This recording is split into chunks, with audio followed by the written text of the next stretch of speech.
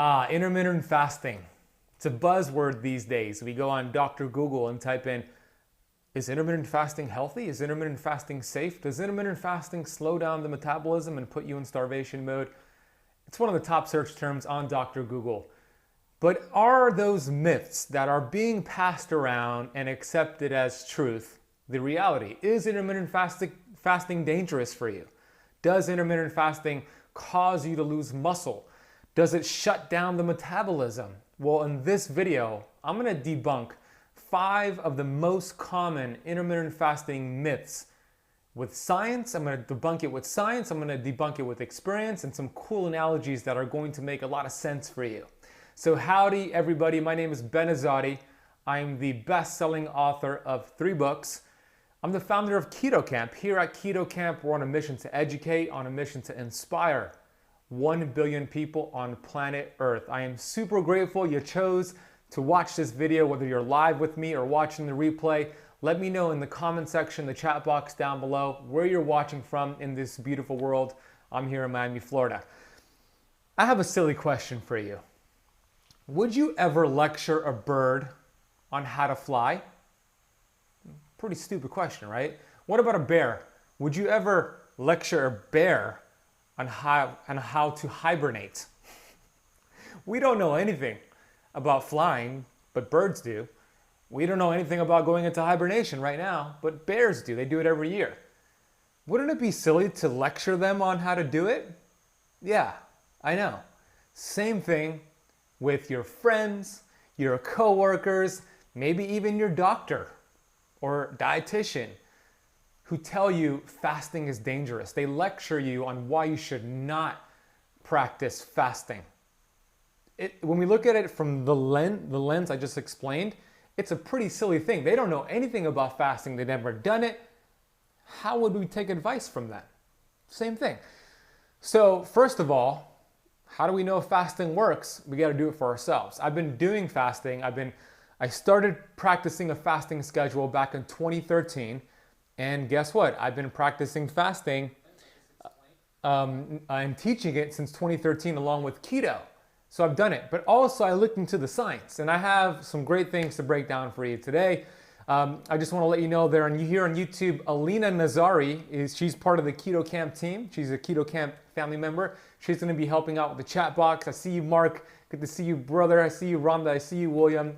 So Alina's in there. She's going to help out, and I'm going to do some Q&A at the end of this. I'm also going to be giving away some free gifts, so make sure you stick around with this. Hey, Scott, good to see you. So let's talk about the first fasting myth out there. This one's an important one. You probably heard this. Fasting is going to shut down your metabolism. Fasting is going to slow down the metabolism. It's going to put you in starvation mode. Have you heard that? Here's the truth. There was an amazing study that showed, let me show you this study right now. I'll pull it up on the screen. After a 3-day water fast, check this out. After 4 days of fasting with nothing but water, the metabolism, you can see it right here, the metabolism didn't shut down.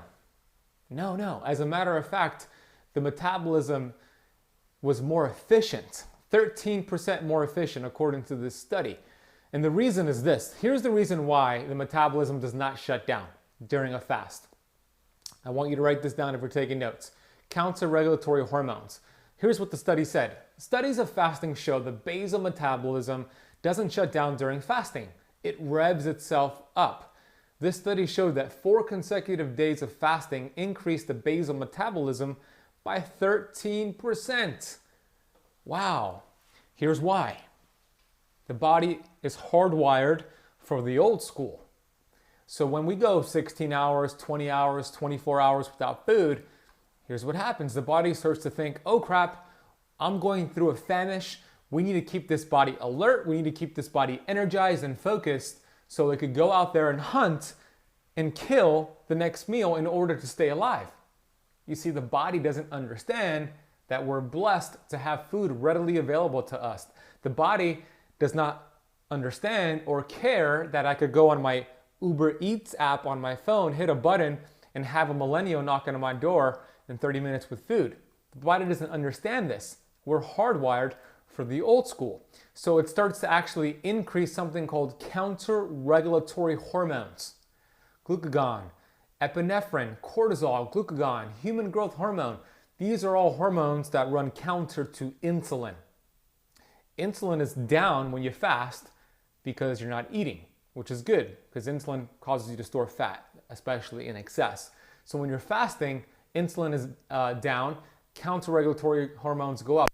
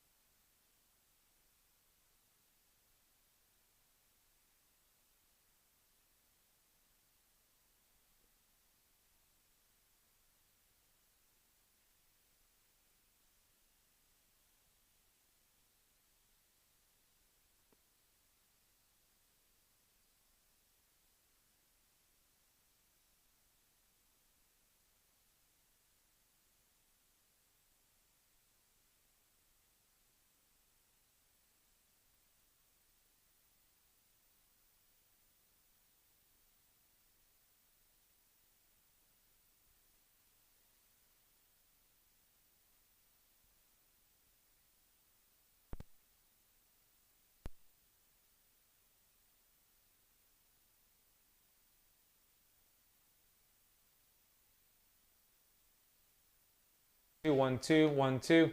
Okay, I think you hear me now. 1, 2, 1, 2. Test, test. Okay. All right, hey, I'm sorry about that. My batteries died in my receiver. I just replaced it. I don't know where I left off, but Instagram was fine, but Facebook and YouTube. I know you couldn't hear me, but you should be able to hear me now. Let me know in the chat box that you could hear me, and I'll continue. And let me know if you could hear me in the chat box. Can you hear me now?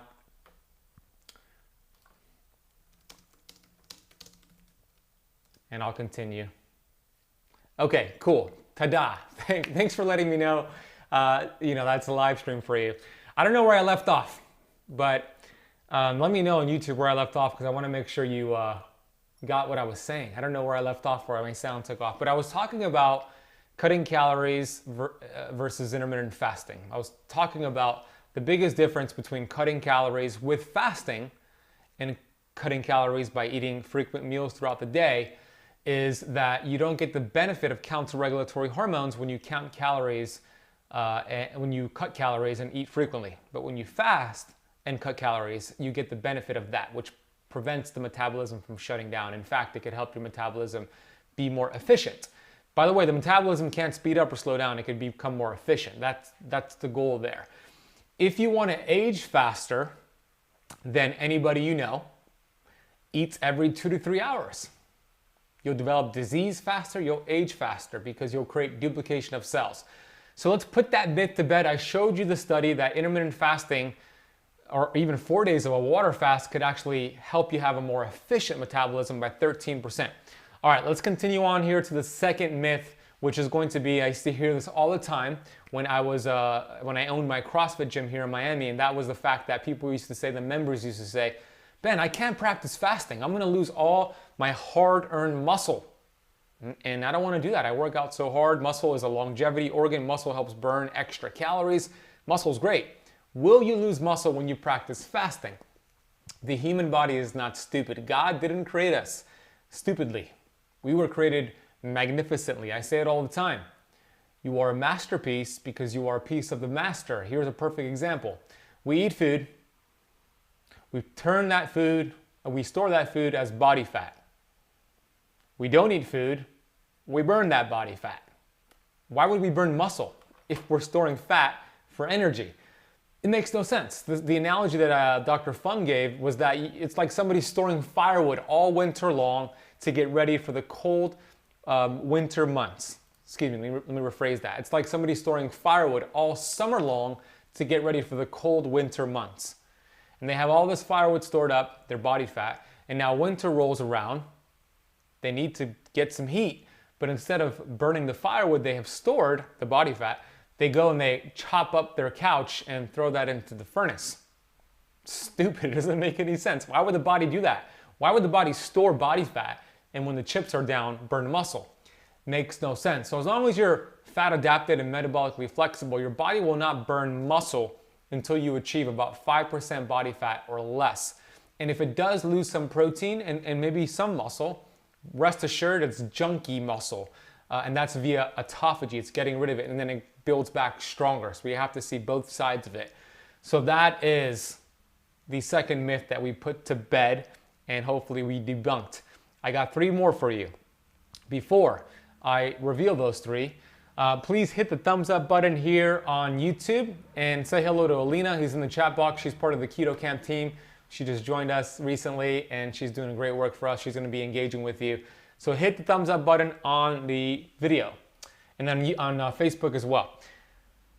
The third myth is that I need to eat every 2 to 3 hours because food gives me energy. And if I don't eat, if I practice fasting, I'm not going to have any energy.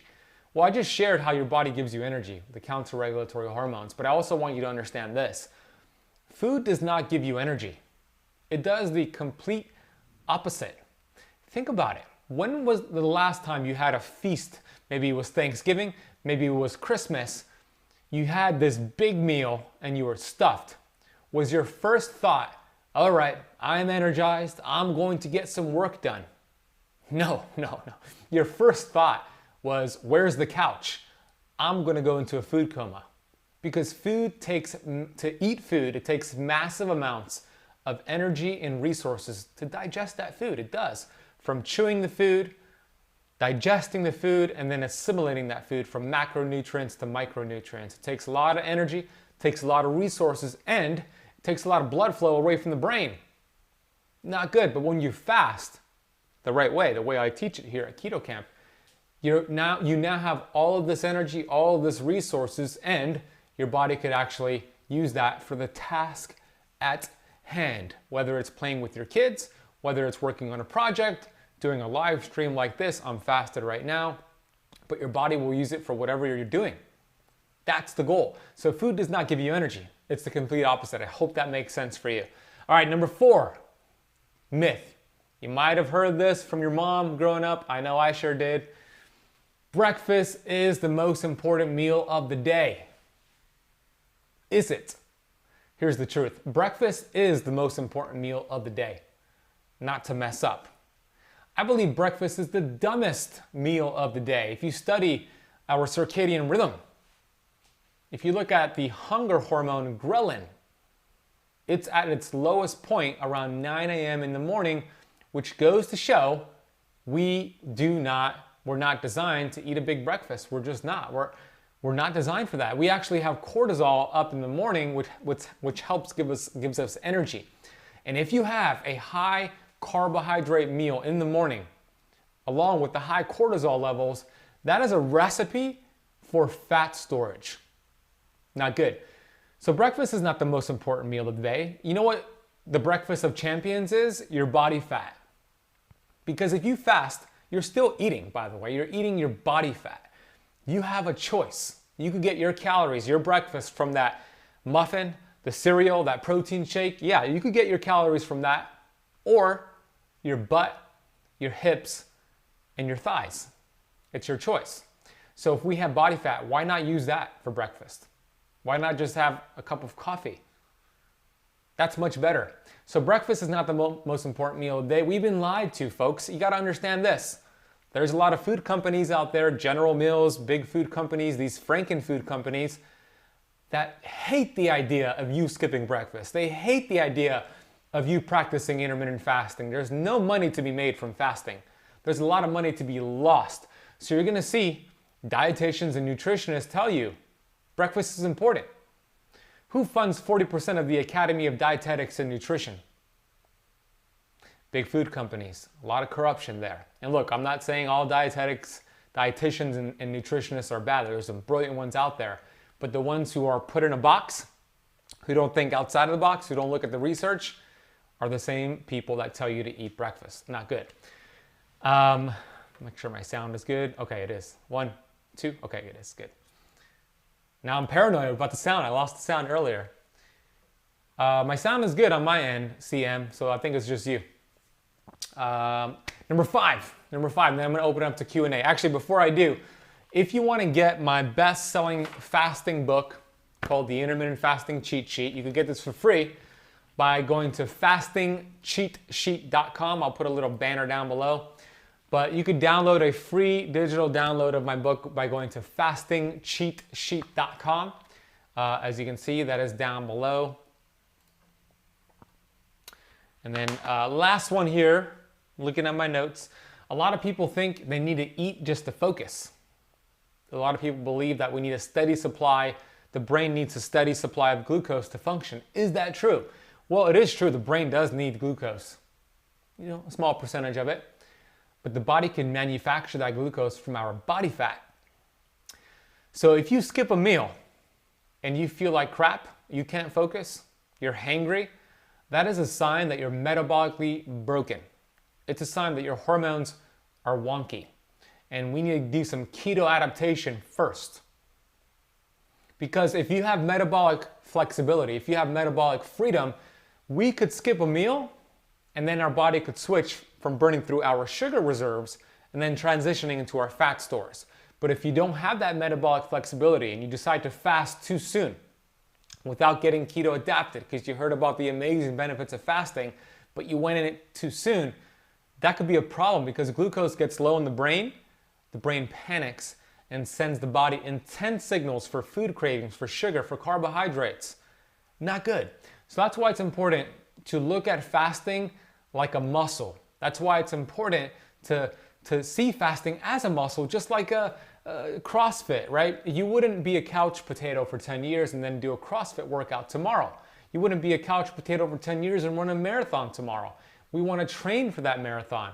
So fasting is a muscle that we want to train for. First, we get keto adapted. This is the exact way I teach it in the Keto Camp Academy. And then we pair different fasting strategies. But I do want you to understand this. There's no such thing as a failed fast. No such thing. So there's always a benefit from that. We're going to grow and we're going to learn from each fast and the body is going to adapt. So the body can manufacture its own glucose from your own body fat. Isn't that super cool? The body is incredible.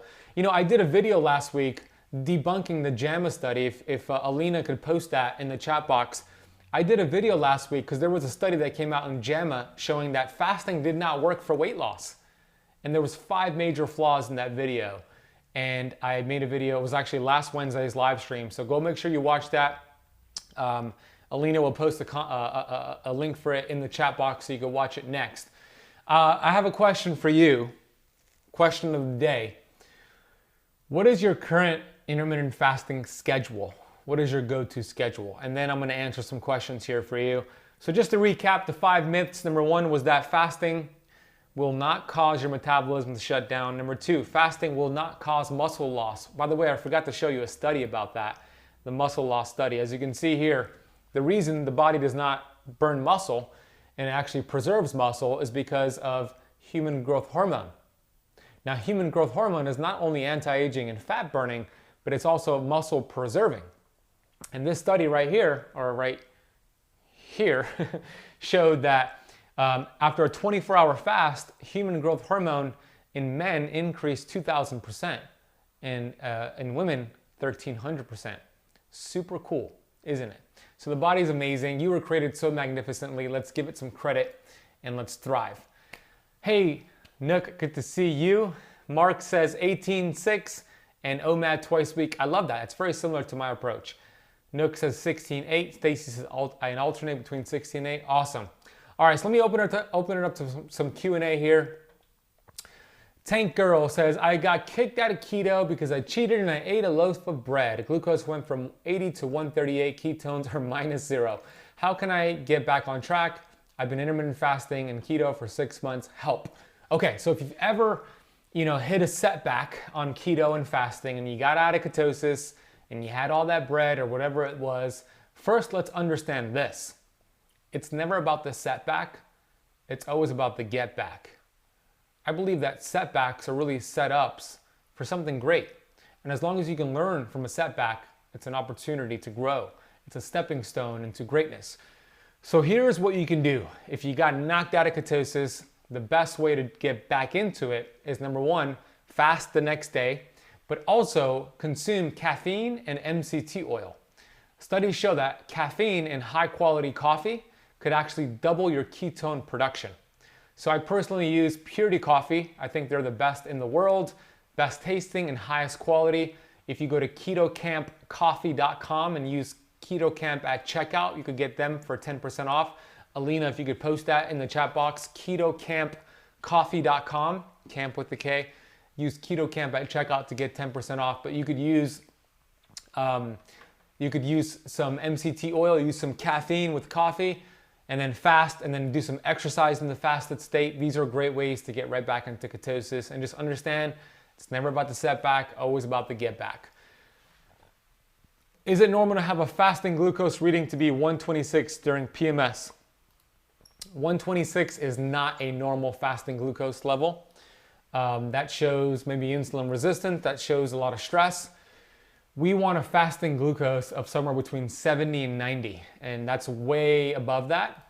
So, Stacy, we want to make sure we do some things to adjust. So no, that's not a healthy reading. Maybe doing some more protein and healthy fat when you are eating and less carbs, be a little bit more strict in dropping your carbs could really help out with that. Yeah, Nook, good to see you too. Joey, good to see you, man. Ben, is it okay to have coconut oil and stevia in black coffee, or will this break the fast? I read so many variations. All right, Kim, good question. So does coffee break a fast? Does stevia break a fast? It breaks a traditional water fast. It does. However, this is a big however here. This is a big but. But is a... okay. I was going to say something. I was going to give a reference from the TV show Friends, but then I forgot what the reference was. But here's how you know if you could have coffee and stevia and MCT oil during a fast. You test your blood glucose. If you test your blood glucose before you have it and then 30 minutes after. If glucose goes up more than 5 points, it breaks your fast. It's breaking the autophagy. But if glucose doesn't go up, then you're one of the blessed ones. I'm personally one of the blessed ones myself. So do it for 3 days, test, and you'll know if it breaks your fast or not. But if you want to get the most benefit from your fast, water and sea salt. Is white potato approved during a keto flex day? Hey, Needy, yes, it is approved, as long as you don't have insulin resistance. Lentils could be good as well, and white rice as long as it's organic, and if you could soak it, even better.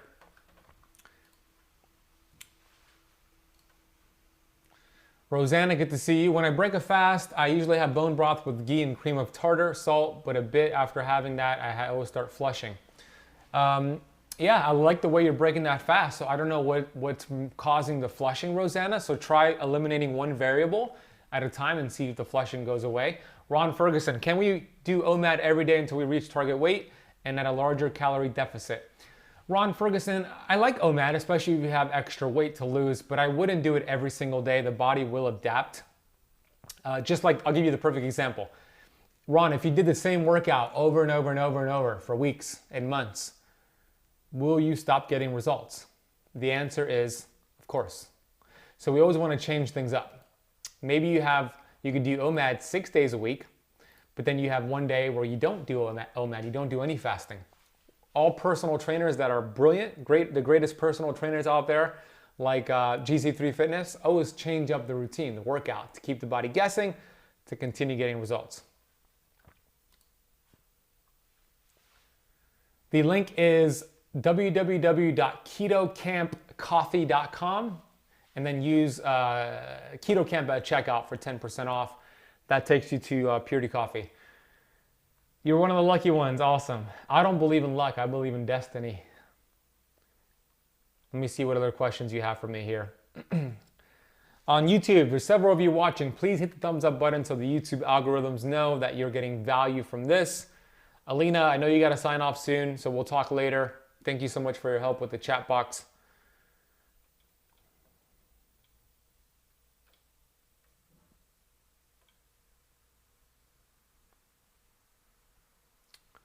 Yeah, Kim, thank you. I'm glad you knew that I was giving you the gesture that I'm figuring it out. I should learn sign language to help out when I do have those sound mishaps.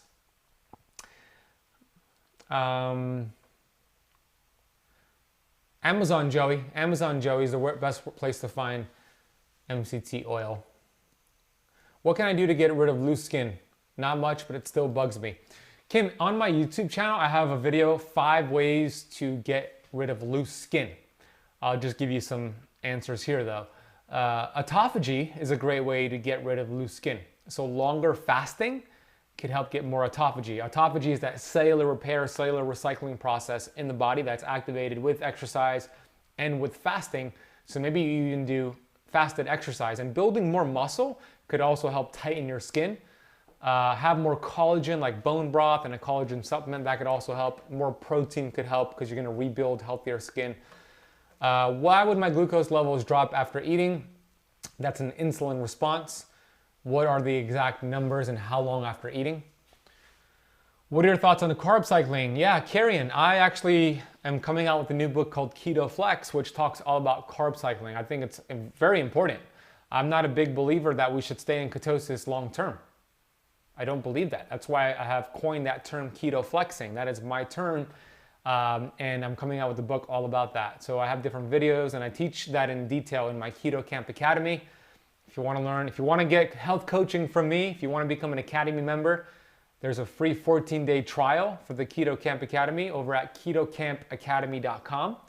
If you want to check us out, it's the connecting all the keto dots for you. And we also have you get to have 2 coaching calls with me per month, and you get access to the portal.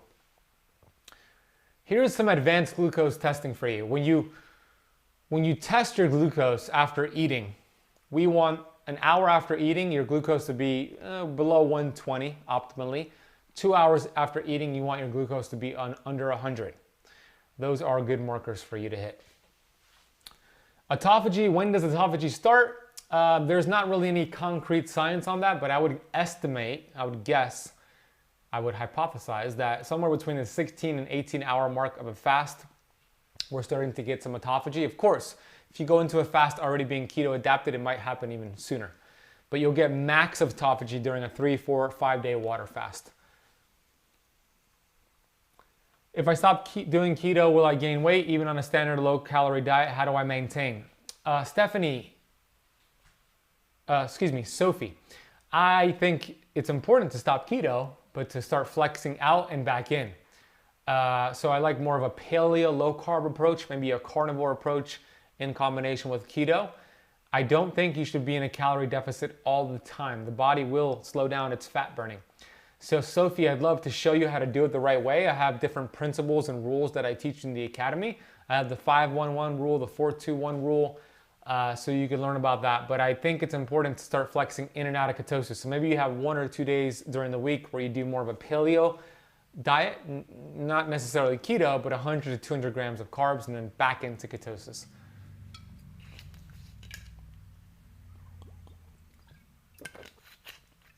Are we allowed, Joey says, are we allowed to have protein shakes?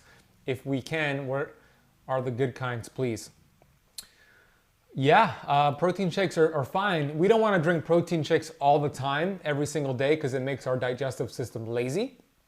But I do like it from time to time. I like a high quality collagen protein powder. I use, if you go to ketocampsupplements.com, I use Systemic Formulas ECM. They're a great one.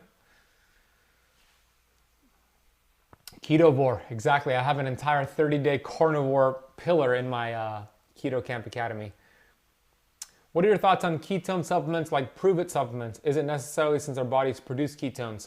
You know, I'm not a big fan of exogenous ketones, but if I did use exogenous ketones, I would use it from a company that is credible. Like Prove It has some good science, but I wouldn't use it all the time. I would use it for here are 3 ways I would use exogenous ketones if I did. I don't really use them though. I would use them if somebody is doing keto for 30 days and they're not in ketosis yet, it's not showing on their blood, then I would give it to them. I would recommend it so they could prime the pump.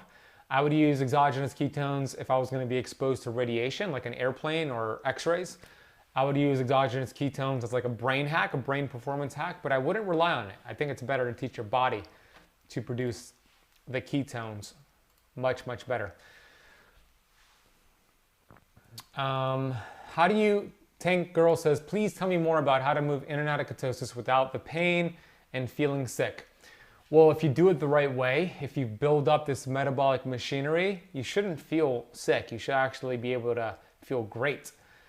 I have 4 pillars that I teach in the Keto Camp Academy. The first pillar, 28-day getting keto adapted, doing keto the right way, getting into ketosis, no keto flu required. That's pillar number 1. It's called Adapt. My book's going to talk all about this too. Pillar number 2 is the fast pillar. We do OMAD. We do different strategies of fasting. The fast pillar. Pillar number 3 is the phase pillar, where we phase out all carbohydrates. We do carnivore for 30 days. And then pillar number 4 is the flex pillar, where we do keto flexing.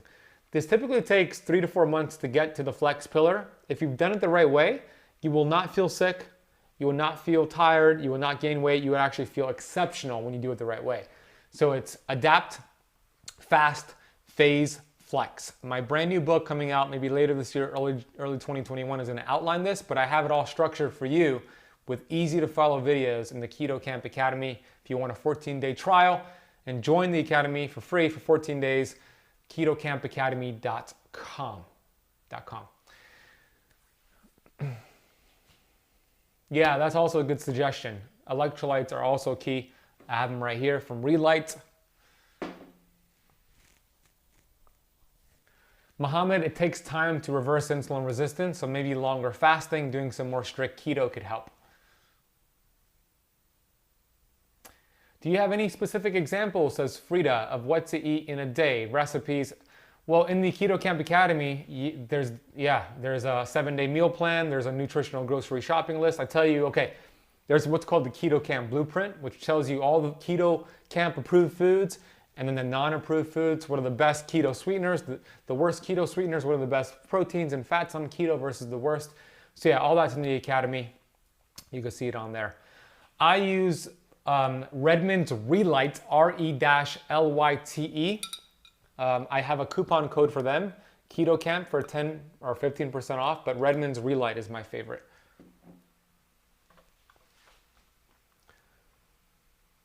All right, if you want to get my book for free, download it, go to fastingcheatsheet.com. I want to thank you so much. Please hit the thumbs up button. Please share this with a friend who could value this live stream. Every Wednesday at 12 p.m. Eastern Time, I am live with you right here on the Keto Camp Show. Join me next Wednesday at 12 p.m. Eastern Time. Please share this with a friend. On Facebook, tag a friend down below. Share it on your timeline. On YouTube, smash the thumbs up button. I'm super grateful for you all. Have a blessed rest of your day. Stay in gratitude, stay in love. Don't let any of those circumstances out there affect you, because, hey, there's two types of people in this world. They're thermostats and they're thermometers. I'm a thermostat, meaning I adjust the temperature. When I walk into a cold room, I make that room hot. So what the heck am I talking about? Well, thermometers adjust to the temperature outside. They adjust to their circumstances. But you're in control. You're a thermostat. Don't let anybody change your temperature. Everything you want in life starts right here with your thoughts. So be that thermostat. Don't be a thermometer. Stay in gratitude, stay in love, and know that out of the 60,000 thoughts that we think every single day, we want to think thoughts that are healing, thoughts that are serving our future, because whenever you have a self-limiting thought, whenever your brain, your mind says, hey, you can't do keto, you can't be lean, you can't do this, it has nothing to do with who you are and your potential. It has everything to do with your conditioning. So let's break the shackles of our conditioning and let's create a better future. If it's worth it, it's going to be hard. But it doesn't have to be hard to be worth it. Challenges are what we want. Because if it challenges you, it changes you. So I hope this inspires you to push forward. My definition of success is to embrace the suck. Here's the formula. Suck, suck, suck, cess. Embrace the suck. Push forward. Jump off the cliff and develop wings along the way, metaphorically. Because you could either be fearful, which is false evidence appearing real, or you could have faith, which is finding answers in thought. The unique thing about faith and fear is that they both demand for you to believe in something you cannot see, but you choose. So do we want to be fearful? Do we want to fall into fear, which stands for false evidence appearing real? Or do we want to have faith, which stands for finding answers in thought? Hope this helps. Love you all. Have an amazing day. Stay in gratitude. See you soon.